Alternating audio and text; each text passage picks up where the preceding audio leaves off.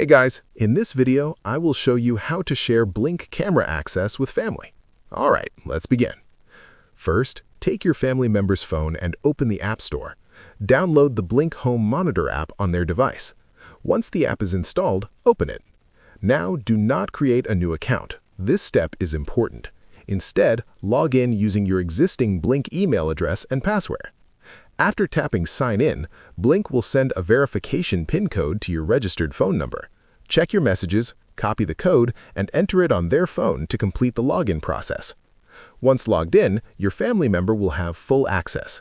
They can view live camera feeds and watch motion clips just like you. If you want to remove access later, open the Blink app on your phone.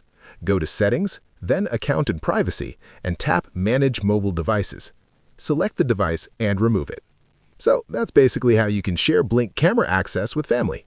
And that's it for this video. Thanks.